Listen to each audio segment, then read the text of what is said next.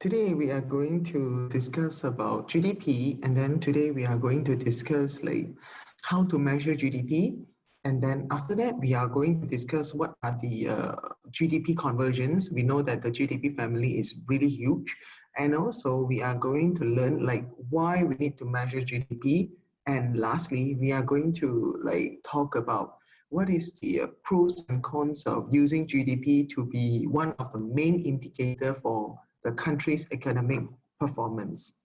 Okay, so we are currently in A2 notes, page somewhere around page 155. If you're using the older version, it is just somewhere near like page 155. Okay, so now, first of all, if you look at this part, they say national output or national income is the total output of goods and services. So now, when we see the word national output or national income, it is actually carry the same meaning as GDP, gross domestic product. So when you see the word GDP, national income, national output in your A2 multiple choice or data response or whatever, you need to know like they are the same, they carry the same meaning, all right? Okay, so now, as mentioned just now, basically GDP measures the market value or the monetary value of all goods and services produced by a country or by an economy over a period of time. So the market value, or I put the monetary value. And we use GDP to measure the productivity of a country. So therefore, if the GDP is high, meaning that this country is highly productive. If the GDP is low, meaning that this country is like not as productive. And when we are defining GDP, we will like mention it is the value of goods and services produced by the economy over a period of time, maybe quarter, half yearly or yearly or over 10 years time. So that is what we call GDP. And next, we need to understand the fact where GDP is considered the most common indicator used, first of all, to measure the growth of the country.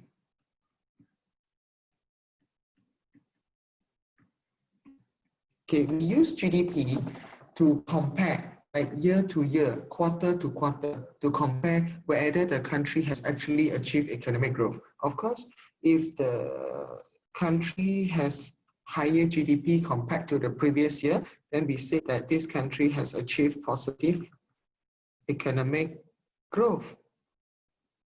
So as what you can see using your PPC diagram, it is a point from like closer to its origin to a point closer to its PPC. So we learned this like many times already.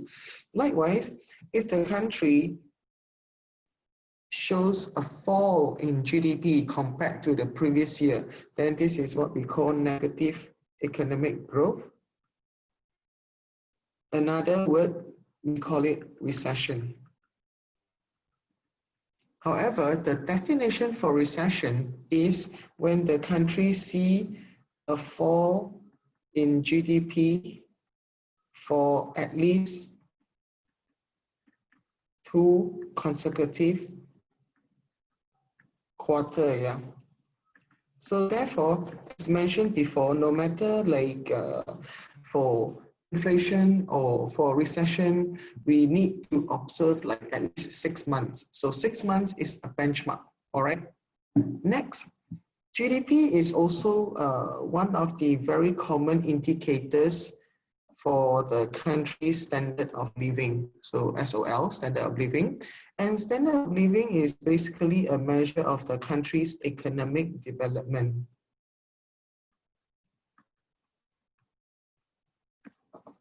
Okay, and we will always say when the country has higher standard of living or improved standard of living, meaning that the country is now developing, they have higher development. Okay, so that is what we usually say. And of course, we need economic growth to help to achieve economic development, and we need development to improve our standard of living. So that's the basic idea about GDP. And next, we are going to look into how GDP can be measured. Okay, before we look into how GDP can be measured, let's revise the simple circular flow of income.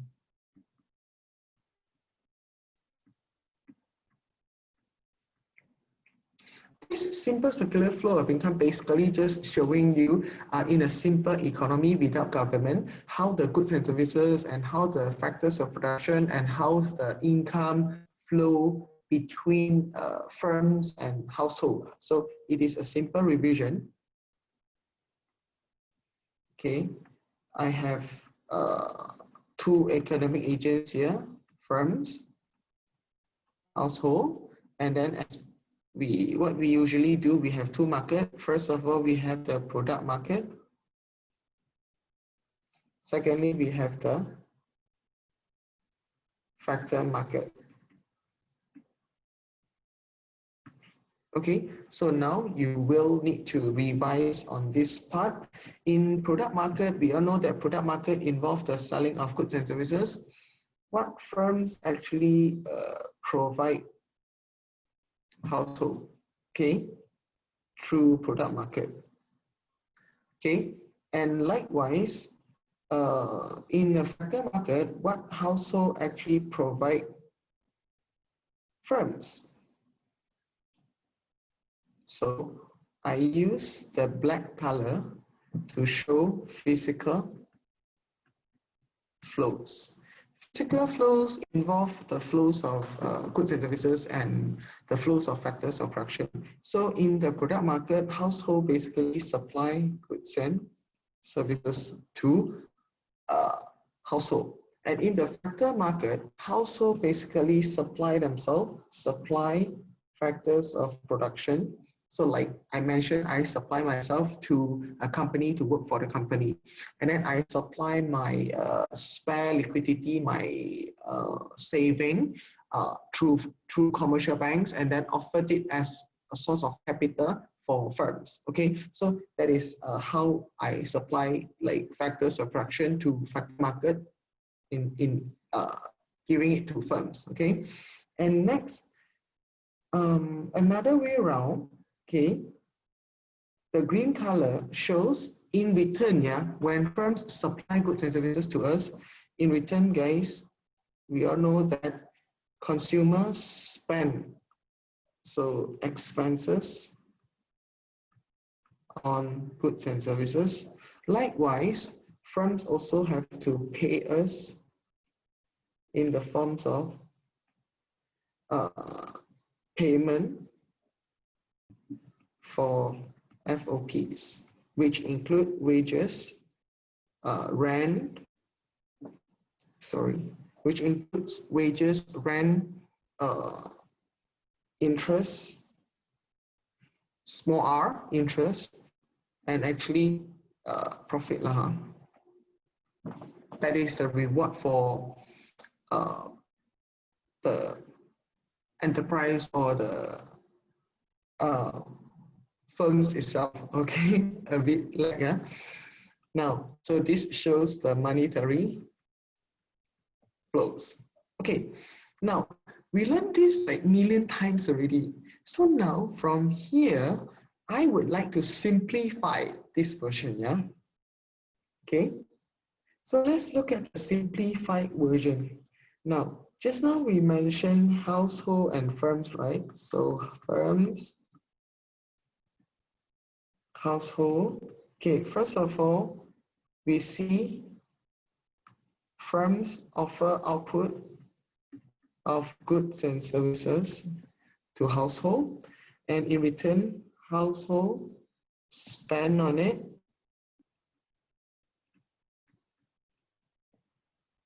Okay, and on the other hand, household offer themselves, like me, and in return, household firms will make payments for factors of production in the forms of income. So in a simple circular flow model, in all kinds of assumptions, with all the assumptions ready, for example, no government's intervention, for example, consumers will spend all their income on goods and services. Once they receive income, then eventually all will spend on goods and services. And then we also, like, based on the assumption where when firms receive the revenue from goods and services, they will spend it all in a form of like paying for factors of production income. Therefore, under this kind of context, we will assume that the money will keep like flowing within the circular flow. Therefore, if we are to measure GDP, okay, I showed this in our previous lesson already, so we recall, if we are to measure GDP, no matter if we are using the output method, okay, or the expenditure method, so this is the output method, the expenditure method, or we are using the income approach, we should have gotten similar amount of GDP. This is why, like, we always put this kind of sign. Income method, identical. Output method, identical to expenditure method. So which means no matter which method you are using, you will basically be getting similar value of GDP. Okay, so that is the first part of like how we can measure GDP. So now we go in depth. What is individual method means? Okay, so we come back to your textbook, and now let's look at this. These are the three different methods used to measure GDP. As mentioned, if you look at the bottom of your notes, okay, when you are using different methods to measure GDP, you will get like identical result, but not entirely the same. Roughly, you will get like a very similar picture and value of your GDP. So let's look at the first method. The first method is output method. Output method basically just to calculate all the monetary value of final goods and services produced by the economy within a period of time. So they say during a year. And this monetary value of final goods and services, we call it the market value of final goods and services as well. Now, guys, before that, I need to tell you the fact where when we say the money value or the market value of final goods and services, okay, sometimes let's say the goods and services produced, before selling it out, it is at factor cost. Factor cost as in, okay, the raw cost of producing that particular product. When we say raw cost of producing that particular product, meaning that it includes like what supplier wants. So, for example, last time while we draw the supply curve, I mentioned to you where, let's say when firms are supplying 100 units and then if they are asking for $10, these $10 actually include the cost of productions and also their desired profit margin, the profit margin that they are asking for. However, sometimes in the reality, the market prices might be higher than factor cost after government's intervention because government has added indirect taxes on it. So making the actual market price higher, okay, become like maybe 15. Okay, and sometimes the market price might be lower than the factor cost for a reason where, oops, sorry, my bad, government has subsidized the particular product. Maybe it is a merit goods or it is a necessity. So therefore, when we measure the so-called monetary value of the final goods and services, we are actually measuring goods and services at market price. That's why we say the money value or the market value of GDP. So we will go into this thing again later. Okay, moving on. Now, when we say final goods and services, meaning that the value of goods and services produced at the final stage, which is ready to consume. Now, guys, each method comes with certain limitations or certain things to take note. Using output method, there is one thing to take note is how are we going to compile this value. Now, we need to avoid a problem called double counting problem. So let's look at this situation. Let's say this is cotton, and this cotton might worth $5. Okay, and then this cotton is then used to make cloth, okay, and eventually turn it to cloth, yeah, clothes, okay. So it worth, firms are asking for 20, and then after that, when they send it to retail, adding a logo on it, see, this cloth become 110. Now, if we calculate GDP by summing up the output of all individual sector, primary sector, the one cotton, primary, second, and tertiary, then we will face a problem called double counting. So if we sum up in such a way, the total value of GDP will be 5 plus 20 plus 110. However, we need to understand where actually this 5 is already included when they calculate the $20. And this $20 is already included when they calculate and they ask for 110. So therefore, if you sum them up again, this is basically the double counting problem. So in order to avoid double counting problem, what can we do? First, we can use the value added method. Value added method as in, we find a value added in each stage. So for example, okay, from 0 to 5, this part we have added a value of 5. From 5 to 20, within here, we added a value of 15. And from 20 to 110, we have added a value of 90. Okay, then we sum up all the value added. It becomes 110.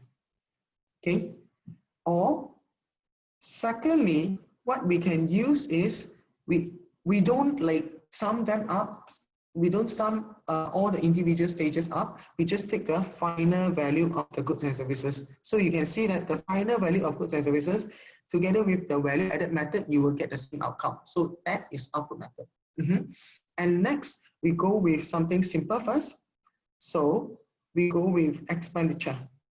Expenditure method, as mentioned, it is a way to measure GDP by summing up the total spending or total expenditure on goods and services. So basically, AE equals AD.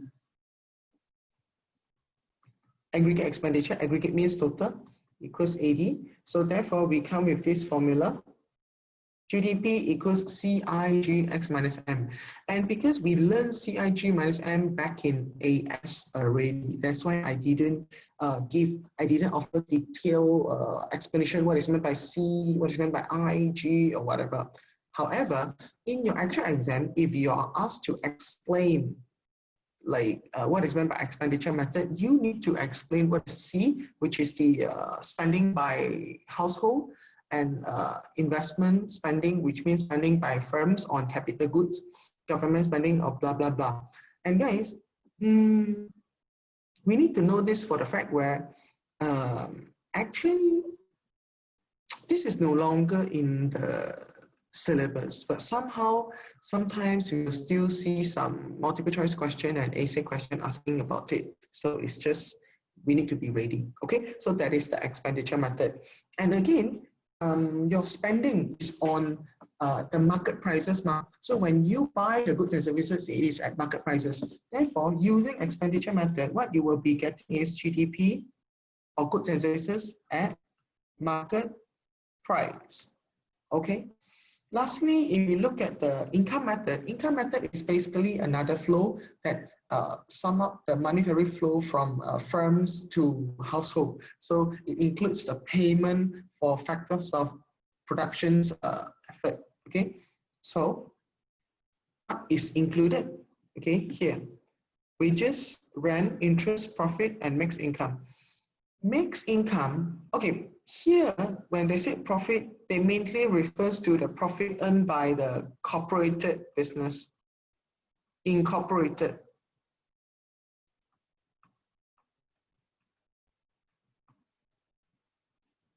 Okay, which means all the limited companies, private limited or public limited. So those listed company lah.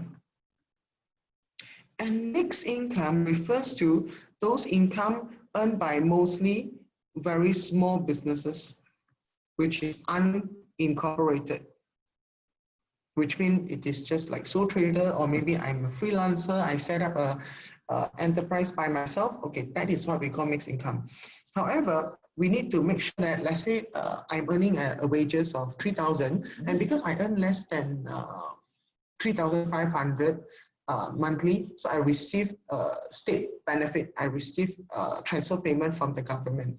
But then that part of transfer payment that I receive cannot be included in my income. It is not considered an income because income must be the payment corresponding to output. So therefore, this is something that we need to take note of. And therefore, if we are calculating GDP using this income method, meaning to say we are getting GDP at factor cost. That is the basic payment for goods and services. Okay, so that is like the basic how we can measure GDP. All right.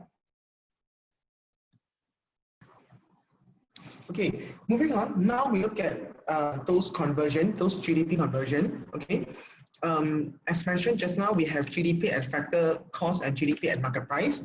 So we can convert from GDP at market price to factor cost, or factor cost to market price. As mentioned just now, when firms produce their goods and services, okay, and ask for a price, that is GDP at factor cost. But however, in the when the product is released to the market price tend to be higher sometimes after government imposing taxes on it.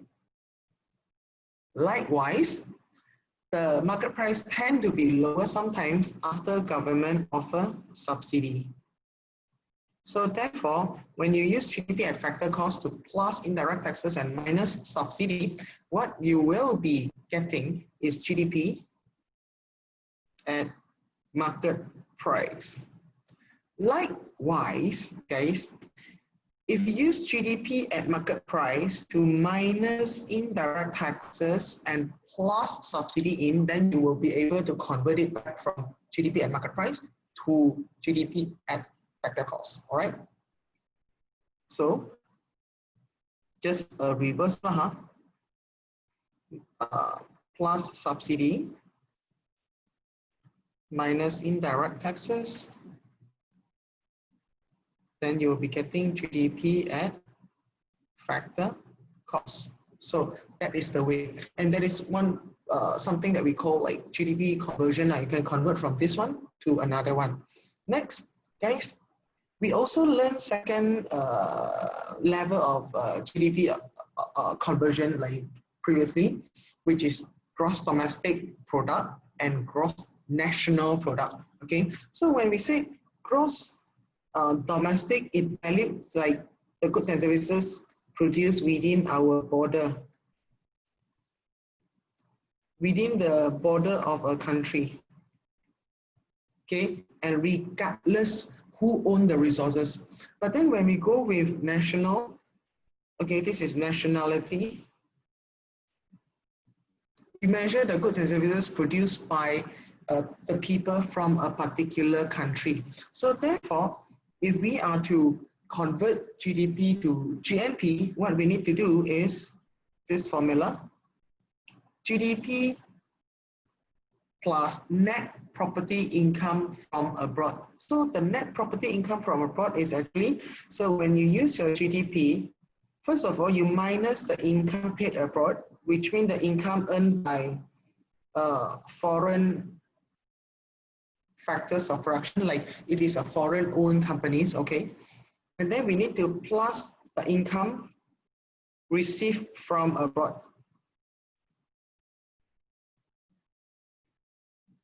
And here you will be getting your gross national product. So I remember in class, I did ask you where, okay, what are the countries having higher GDP than GNP? What are the countries having higher GNP than GDP? So usually developing countries, okay, usually developing countries will have higher GDP than GNP because they have a lot of like multinational companies. So therefore, although goods and services might be produced within their border, but actually it is ultimately the resources are owned by foreigners, okay? Likewise, this is developed countries, okay? Because developed countries within the country itself, all the resources are kind of expensive. So when the resources are kind of expensive, then they will like move their production unit overseas to gain the advantage of cheaper labor or cheaper land. So therefore, they will have more income from abroad than goods and services produced locally. Okay, that is just some revision based on what we have learned. Okay, so now this is how we convert GDP to GNP.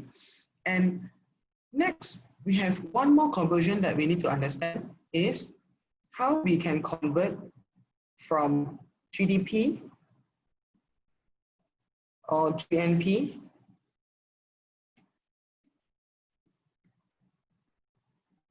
to something called NP or NBP. So the N stands for net. So now, when we are when we need to convert GDP or anything gross, okay, to net, what we need to do is just we need to minus the depreciation. So we minus the depreciation as in, okay, for example now, very simple, in 2017, okay, our country produces like 10 machines. So, okay, this is our country's GDP for 2017, 10 machines. And then in 2018, we produces another 6 machines. So which means we produce, we produce extra. So we produce more than the previous year lah. Okay. Then we say, oh, in 2018, we produces like 16 machines. And this year we produce 10 machines. However, if we want to calculate NDP, the net domestic product or net national product of 2018, we cannot just like take the total machines produced as what we see. Why is it so? Because they might happen where some machines produced in 2017 have spoiled, okay? And therefore, in 2018, there will be like some machines used to replace the older machine. So this is what we call capital consumption, your machines worn out. So therefore, in 2018, if there are a few machines being used, it's basically just to replace what is spoiled in 2017. So your net growth in 2018 is actually just this much, which is 13. So that's how it works. That is what we call like net. So you need to minus the depreciation. So, and this part is the summary lah.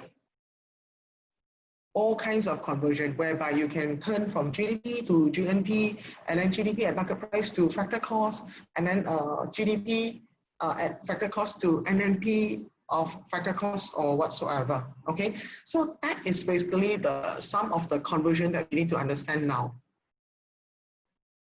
Okay, moving on, if you look at this, this is actually my summary. So you can do a different kind of conversion eventually to bound down to like a similar value, no matter you're using income method, output method, or expenditure method. And next, we have like two multiple choice. So you can try now.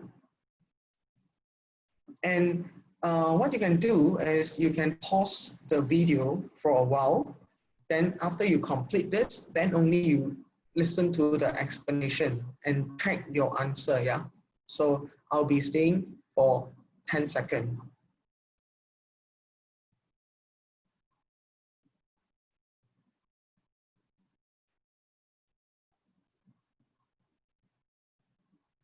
Okay, so let's look at the answer. Now guys, first of all, you need to see, yeah, this is GNP or GDP, which means it already includes CIGX minus M. Therefore, export and import are already included in the GNP. So this part is just here to distract you. You can just ignore, okay? And now what they want is from GDP at market price to NP at factor cost. So first of all, you can convert anything first. So for example, you would like to convert from gross to net, okay? You minus depreciation, and then you will get net. So depreciation is capital consumption, which means your capital goods consumed, okay? So therefore, you use your GNP to minus this value. And after that, they want market price to factor cost, right? What you need to do is you just need to minus tax and add subsidy. Okay, so minus tax and add subsidy. So 50,000 minus tax 41,000, 42,000, and then minus 5,000, 37,000. So the answer is B. Okay, next. Okay, this question, they give you all the individual components of GDP, so you need to calculate from the scratch.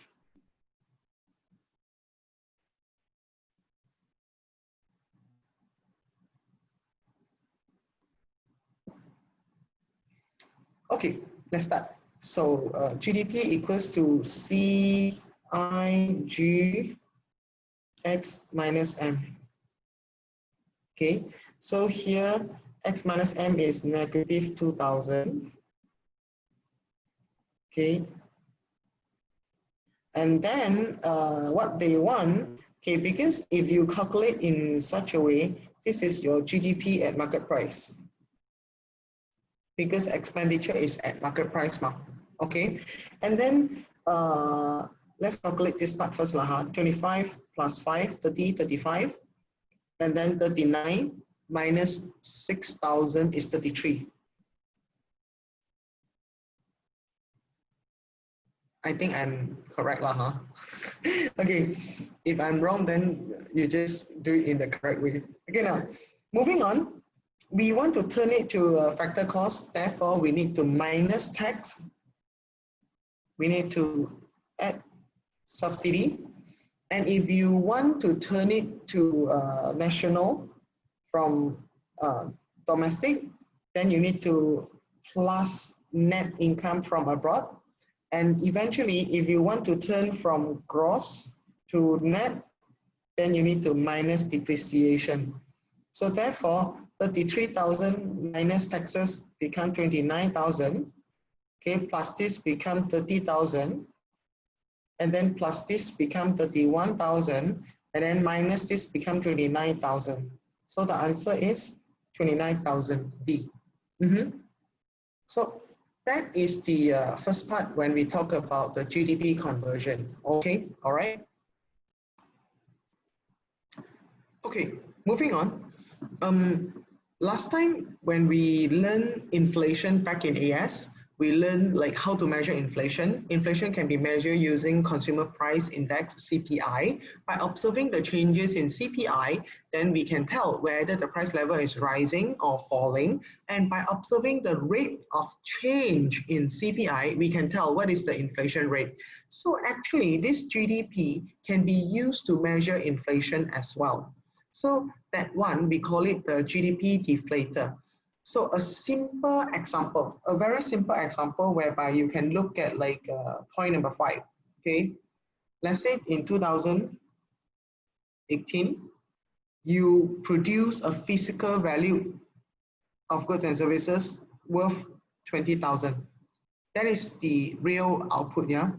And then in 2019, you produce the same amount of goods and services, physical output, like same unit. So in 2018, you produce like 20,000. Okay, let's say I put units lah, huh?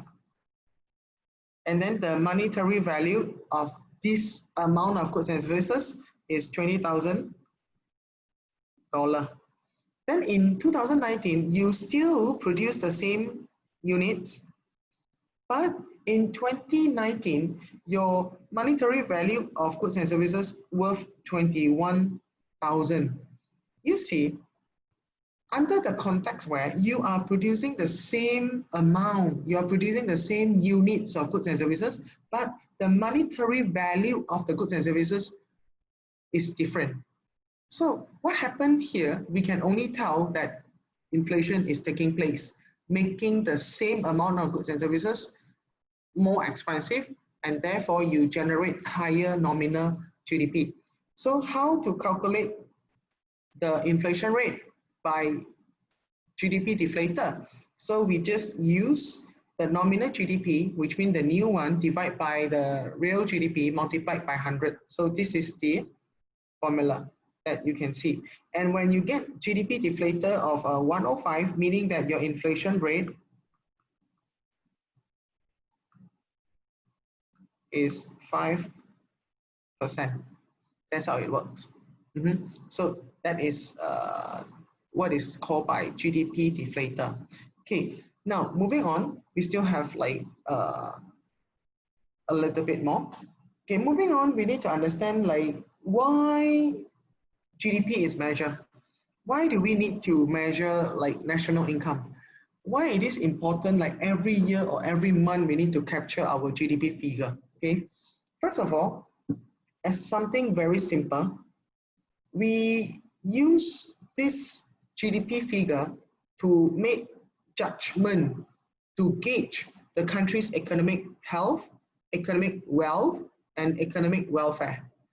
So growth in GDP, as mentioned just now, is often linked to rising living standard. So we are aiming to achieve like better and better or higher and higher GDP so that we can enjoy better and better living standard, okay? Secondly, based on this kind of GDP figure that we have collected, we can do a little bit of economic forecast, like we can, okay, based on the current trend, based on the current situation, what will happen next?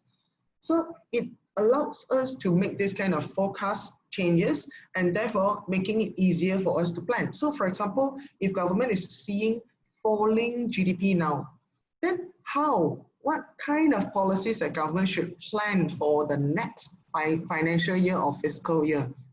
Definitely expansionary policy. And next, when we manage to capture this kind of GDP, when we manage to measure GDP, then it allows the academic researcher or economists to test their hypothesis. For example, like they have a new concept thinking where if the GDP of the country grows, then distribution of income might fall. So when they have like this kind of assumption or hypothesis, then they can observe the changes in GDP, and by then they can like check whether their assumptions or their economic model, their hypothesis correct, valid or not. So, and lastly, we need to measure this kind of figure in order to make comparison over time within us, we compare Malaysia this year and Malaysia last year, Singapore this year and Singapore like 5 years ago.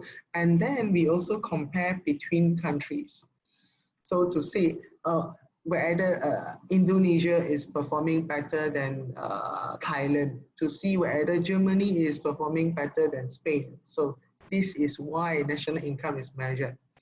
And guys, a very important thing that we need to understand is GDP is the most broadly, widely used indicator for like either economic growth and also economic development, standard of living. However, whether this indicator is the best indicator, whether this indicator is like of no flaws or whatever, we need to understand where although GDP is being like widely used, but GDP actually has a lot of limitations. So GDP is basically a quantitative method, okay, figurative method, okay, and when we are using this kind of quantitative method, the benefit is it is standardized across all countries. However, sometimes figure doesn't tell you everything. So in this part, we need to have a little bit of basic to understand like what are the problems of using this GDP. First of all, most of the countries are exposed to this statistic inaccuracy. So GDP is not 100% correct. So it depends on the statistic collection method and also the statistic, how advanced the statistic collection system in that particular country. Therefore, when we go online and check for all those whatever index, and then we want to find out or compare economic freedom, we want to compare in terms of population growth and so on, it is quite often that you will see at the bottom of the list, some countries, no data can be shown because no data can be collected, especially those countries which is consistently in wars or in all sorts of internal conflicts. So they can't have like any way to collect their data. And also, the fact is, this kind of statistic is subjected to government manipulation. So sometimes government might manipulate the data, okay? So therefore, like with GDP also doesn't mean that it tells you everything.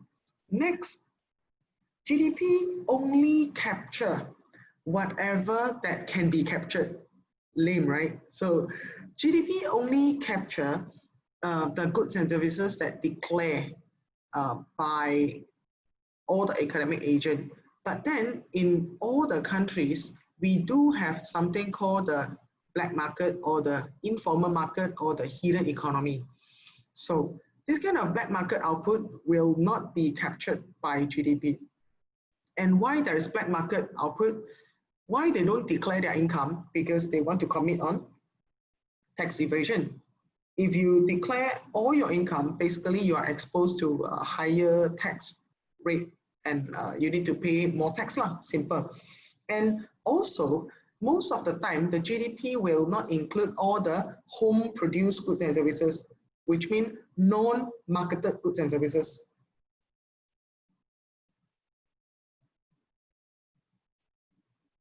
Okay, so for example, I'm a teacher. While I'm teaching in school, my income, okay, that is being captured. However, if I am giving my relative free tuition, okay, if I'm giving like my friends some free guidance, that is considered non-marketed goods and services because I did a service, you know, I really like do something, I contribute my effort. It's just that in return, I didn't receive any monetary payment.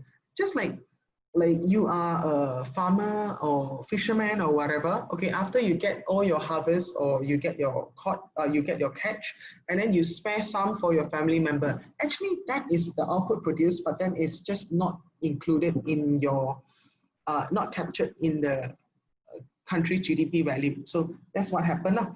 And other than that, guys, when we are trying to observe GDP and then to compare or whether we perform better or worse over time, we are exposed to many limitations as well. For example, like maybe the GDP grow this year, like just now the situation, but in terms of physical output, you didn't increase. So your nominal output rises, nominal GDP rises simply because of inflation. And also, guys, sometimes when uh, when your like GDP is higher, for example, this year we produce more than last year, but we cannot conclude where when we produce more than last year, meaning that people are enjoying more goods and services. We cannot like ignore the changes in population. So, for example, our GDP over in 1 year might increase by 10%. But our population increased by 20%. So meaning to say, our population growth faster than GDP, then there will be more people sharing limited pools of goods and services. So making the living standard like worse off actually. And actually, guys, they are more, yeah. So for example, like higher GDP also like doesn't mean people are enjoying higher standard of living. Maybe the quality of goods and services is sucked, okay? So, and also, guys, next, GDP includes all the goods and services produced, right? But if the country higher GDP is due to the defense expenditure, like military expenditure, or maybe you are building more like walls, okay? You are building like more defense fences near a river or whatever. All this thing wouldn't like actually make people better off. So, I mean, the key is military expenses, okay? Uh, that wouldn't make anyone like better off, okay? Moving on, we also like need to uh, include the consideration whereby, okay, the high GDP produced is due to consumption or investment, because if you produce high amount of consumption goods, okay, this is a revision for AS syllabus. So if we produce high amount of consumer goods, and then we might forgone future growth. Okay, so this is another consideration.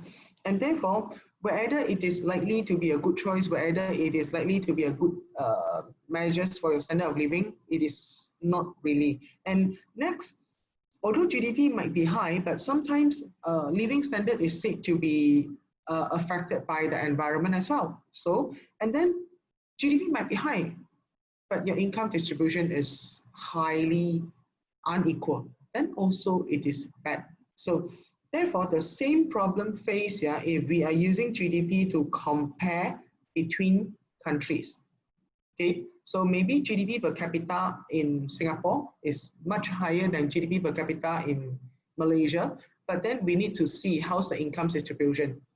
So if we want to look into this aspect, it is very difficult, okay? And next, if GDP of China is really huge, okay, so by superficial, like we can tell like China is of better standard of living, but China population is huge. Therefore, using GDP per capita might be better.